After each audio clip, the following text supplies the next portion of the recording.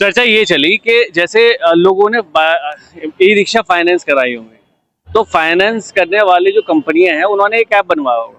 जहां तक चर्चा चली, उन्होंने क्या था कि उन्होंने जैसे ये फाइनेंस वाले खुराफाती जो लोग होते हैं, मान लो जैसे कोई इंस्टॉलमेंट जमा नहीं कर रहा है, कुछ नहीं कर रहा, तो रास्ते में परेशान करते थे। ये जो शुरुआत थी, ये ऐसे कह सकते हैं आप कि जिस तरह से किसी ने लोन ले रखा था या किसी ने बाइक ले रखी थी और रास्ते में 4-4, 5-5 लड़के खड़े होके उसके बंद कर देते, चाबी छीन लिया करते थे। इसी तरह से ई रिक्शा का भी ऐसा चलन शुरू हुआ था। पिछले कुछ दिनों से एक चर्चा चल रही है जिसमें कहा यह जा रहा है कि बैटरी की जो रिक्शा है, ई रिक्शा जो है, ये चलते चलते बंद हो जाती है। खुराफाती लड़के जो हैं वो इन ई रिक्शा वालों को परेशान कर रहे हैं। इनके पास कोई ऐप है जो इनके जो है जो ई रिक्शा का जो सिस्टम होता है उससे कनेक्ट हो जाता है और उसके चलते चलते रास्ते में ये बैटरी का कनेक्शन बंद कर देता है। और ये ई रिक्शा वाले जाते हुए होते हैं, किसी सवारी को ले जा रहे होते हैं, मेन मार्केट में होते हैं और ई रिक्शा वहीं बंद हो जाती है, ना आगे चलती है ना पीछे चलती है। जानने की कोशिश करेंगे क्या है पूरा मामला, क्या है पूरा मामला। मामला ये है कि हमारे लिए बैटरी रिक्शा में लिथियम बैटरी पड़ी हुई है, चाहे वो स्कूटी में हो या रिक्शा में हो या 4 व्हीलर में हो। उसमें जो कनेक्शन दे रखा है कंपनी ने, वो ब्लूटूथ का कनेक्शन दे रखा है। वो आप ऐप के डाउनलोड करके किसी भी ब्लूटूथ को ऑन करके उसको आप कनेक्ट कर सकते हैं बैटरी को, और उसमें जाके वो बैटरी को ऑफ कर देते हैं, पूरी सप्लाई बंद हो जाती है। अभी परसों की बात है, सुहेड़ी में भी एक 4 व्हीलर को बंद किया लड़कों ने, और हमारे यहाँ की रेतु में कम से कम 20-25-30 रिक्शा बंद हुई है परसों। मेरी 100 करे बेटे, मेरी खुद परसों जो है 3 भी रिक्शा बंद हुई थी, और कल 5 भी जाके 26 घंटे बाद वो ऑन हो पाई। पूरे इंजीनियर को बुलाया गया, उसको इंजीनियर ने जाकर बैटरी पूरा खोला और उसके बाद उसको ऑन करा। तो हमारा जो है कंपनी से ये अनुरोध है कि जो है लिथियम बैटरी ब्लूटूथ दे रहा है वो ऐसा कनेक्शन दिया जाए, जो बैटरी खरीद रहा है कोई भी रिक्शा वाला हो या 4 व्हीलर वाला हो या बाइक वाला हो, तो वो सिर्फ उसके मोबाइल से ही कनेक्ट हो, वही देख सकते हैं कि बैटरी कितनी % बाकी है या बैटरी में क्या दिक्कत है, क्या परेशानी है, उसी को पता चलना चाहिए। ये हर मोबाइल से जो है कनेक्ट हो जाता है। ये सिस्टम जो है कंपनी वालों को, जितनी भी लिथियम बैटरी बना रही कंपनी, उनसे अनुरोध है कि वो इस कनेक्शन को खत्म करने की कोशिश करें। आपके साथ भी हुआ? किसके साथ हुआ था जो बैटरी? कल मैं डावर अड्डे पे खड़ा था, वहाँ पे रिक्शा बंद कर दी मेरी। हाँ, वहाँ पे मैंने फिर मुझे बुलाया और जब जाके ऑन कराया ही, कल एक लड़के को पकड़ा था, उसे थाने दिया रात।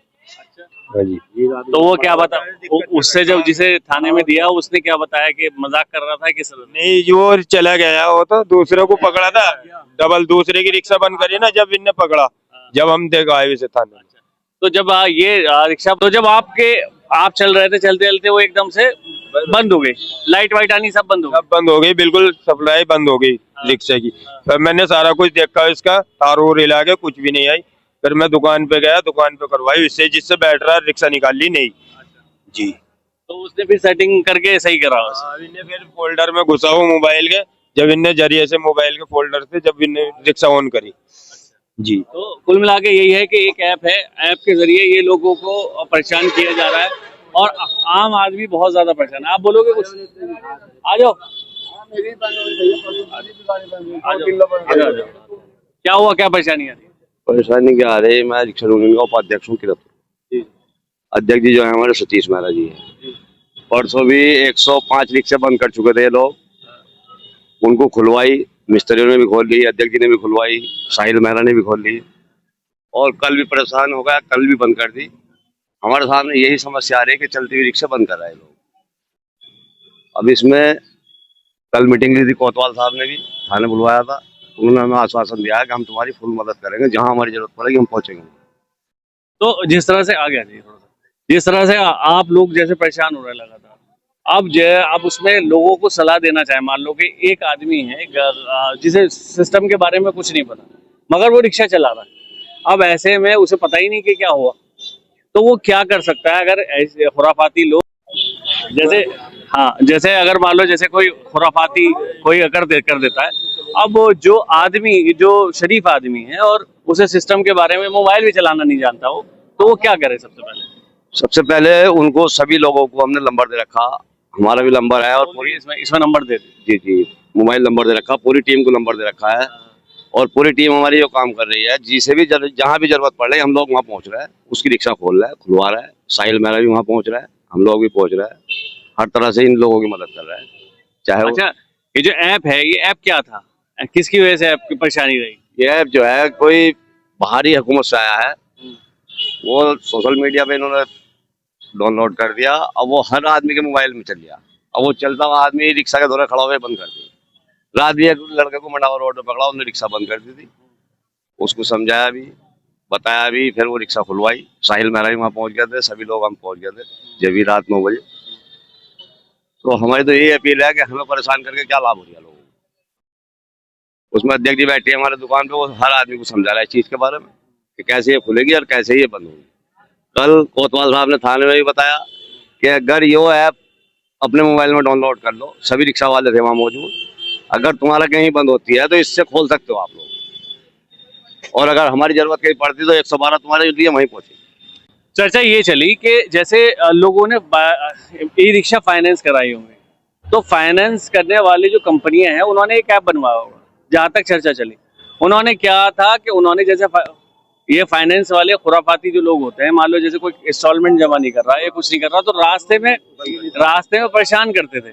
ये जो शुरुआत थी, ये ऐसे कह सकते हैं आप कि जिस तरह से किसी ने लोन ले रखा था या किसी ने बाइक ले रखी थी और रास्ते में 4-4, 5-5 लड़के खड़े होके उसके बंद कर देते, चाबी छीन लिया करते थे। इसी तरह से ई रिक्शा का भी ऐसा चलन शुरू हुआ था, जिसके चलते ये परेशानी सारी आ रही है। ऐसी है। अब इसमें जो है वे लोग तो कर नहीं रहे, क्यों कंपनियों से ही वार्ता कर रहे हैं हम लोग। जो बैटरी बेच रहे हैं उन लोगों से ही मिल रहा है।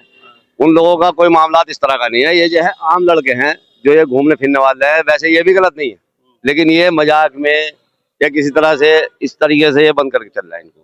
आप सभी युवाओं से एक गुजारिश करना चाहूंगा कि इस तरह की किसी के साथ मजाक ना करें कि जिसके चलते आपके साथ परेशानी आ जाए, क्योंकि किसी भी तरह का क्राइम, आप किसी को परेशान करते हैं, आप किसी को सताते हैं, वो भी एक क्राइम है और उसमें कानूनी कार्रवाई होती है। क्योंकि अगर आपके खिलाफ कोई कार्रवाई के लिए एप्लीकेशन देगा थाने में, तो आपके खिलाफ कार्रवाई होगी। और आप यही मान लीजिए कि अगर आप युवा लड़के हैं जिसके आज तक कोई क्रिमिनल रिकॉर्ड नहीं है, मगर एक छोटी सी मजाक के चलते आपने मजाक की और तुरंत आप पकड़े गए, तो आपके घर वाले, आसपास का समाज आपको क्रिमिनल ही मानेगा, क्योंकि आप थाने में नजर आएंगे।